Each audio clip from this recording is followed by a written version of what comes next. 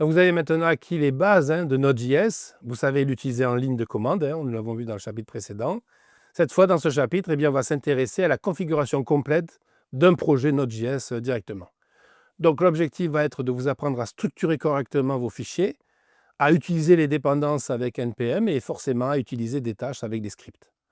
Donc vous allez voir qu'un bon projet commence toujours par une organisation claire. Donc vous allez retrouver dans ce chapitre la structure classique d'un dossier Node.js avec des sous-dossiers pour les routes, des modèles, les contrôleurs aussi et bien sûr le fameux dossier SRC central. Vous allez être encouragé à reproduire cette structure dans votre explorateur de fichiers, n'hésitez pas à le faire. Mettez pause à cette vidéo, c'est le moment, créez la structure et puis revenez dessus. Créez chaque dossier indiqué, comme l'est indiqué dans le chapitre, au mot près. Ajoutez manuellement aussi le fichier index.js à la racine du dossier SRC. Donc, une fois le dossier en place, vous allez initialiser votre projet avec npm init-y. Alors, pensez d'abord à vous mettre dans le projet un CD mon projet, ensuite npm init-y.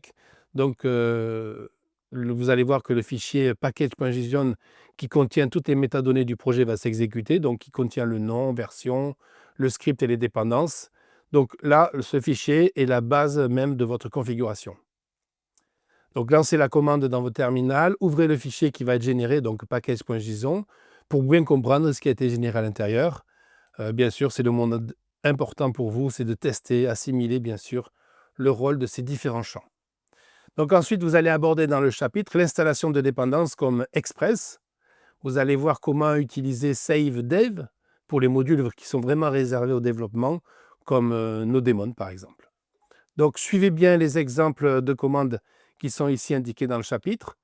Exécutez-les dans votre terminal. Observez le résultat dans votre dossier Node module et dans le fichier package.json.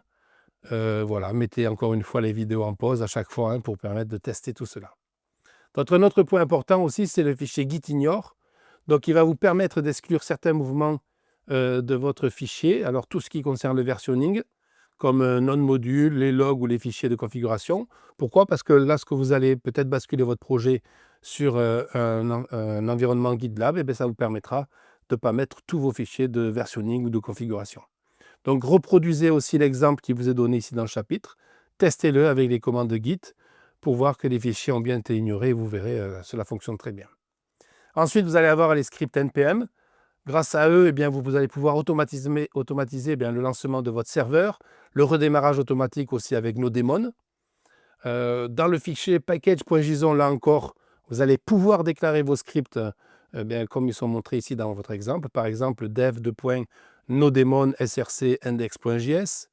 Vous allez pouvoir ensuite le lancer avec npm run dev, une commande aussi très importante. Vous allez pouvoir ensuite apporter des modifications directement dans votre fichier index.js. Vérifiez que votre serveur se lance aussi automatiquement en suivant.